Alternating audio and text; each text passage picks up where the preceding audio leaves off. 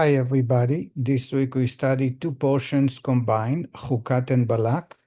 And the following talk I'm sharing is from the section of Balak. And I'm sharing from the Rebbe's book, Likutei Sichos, volume 38, the first talk of Balak. At the start of the portion, we read about Bilam, the king of Moab, who fears the Jewish people. He fears for his life and for his people, for his nation.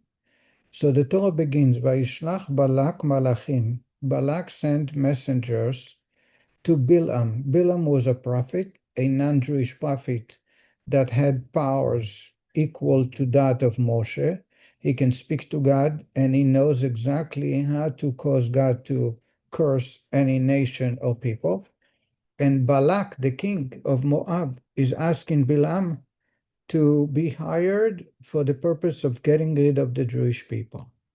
However, when we read the text in the Torah, and I'm sure we all know that the text in Torah is very accurate and very particular, there are many changes between the way the king of Moab is placing the request versus the way Bilam, the prophet, speaks to God, relaying Balak's request. So I'm going to read some of the text in Hebrew and explain all of it in English. First, he says, "Hinei am yatsa mimitzrayim." There is a nation of a group of people that came out of Egypt. Hinei kisa et eina haaretz, and they have covered in the past tense. They have covered the land, meaning they are multitude, they are large numbered. Vehu yoshev mimuli, and they are sitting right in front of me. They camped right outside my nation. Ve'ata, and therefore, lecha na, please come over. Ka'ara li et ha'am hazeh, curse for me this people.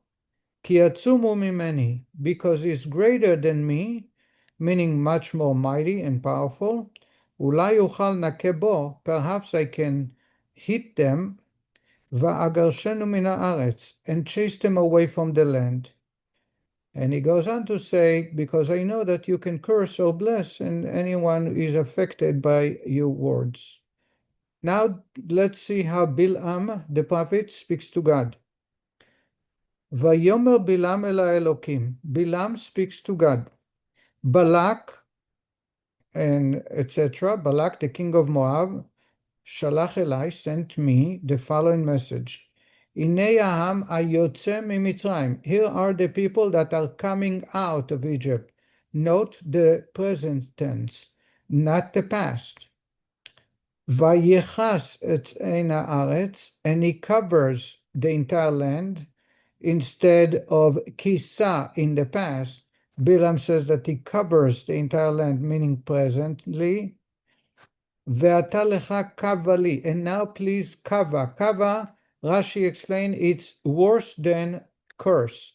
And there are two levels of cursing. Ara is the word that Bilam, the Balak, the king used.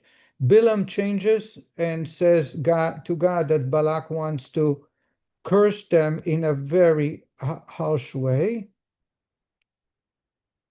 Ulai yuchal leilachem bo, perhaps I can win over and be victorious in fighting them. Vegeirashtiv, and I will chase them away. The difference is, again, Balak asked to chase them away from the land, meaning from surrounding near my country. Bilam, speaking to God, says that Balak is asking to get rid of him completely. Says the Rebbe, very briefly, that the Or HaChaim already pointed out to all these differences. Some of it is that Balak is talking about the past, that they came out of Egypt, that they have covered the entire land, meaning they are large, and he asked to Ara, a curse. He also is asking to chase them away from the land near my country. Bilam, however, when he speaks to God, he speaks in the present tense. Hinei am hayotze, the people that are coming out, the people that are covering the land, and Balak is asking to curse them in the worst way possible, and in addition wants to get rid of them completely and not just sending them away from the land. Rashi points out only two of the changes, not all of them.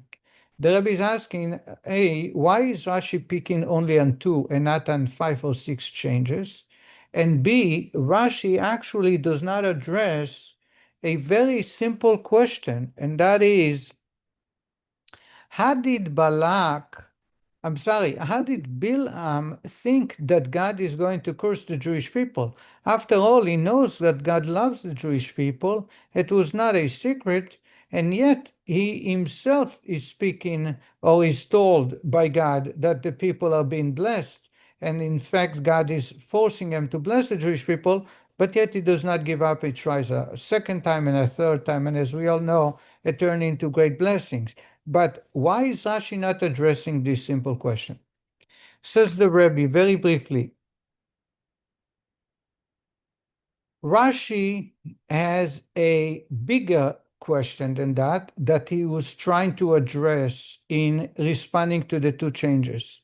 And the real question Rashi is having, we just learned last week in the portion, God warns the Jews against fighting or waging war with Moab. Moab are family members, and therefore God says, do not enter their land, do not conquer, do not fight, do not wage war against them.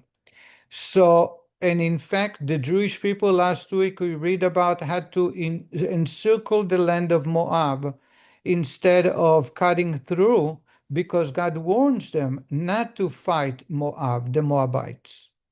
What happened now that Balak thinks that the Jewish people are going to wage war? And therefore must be that the change that happened is that there were two giants, Sichon and Og, that were hired to protect the Moabite.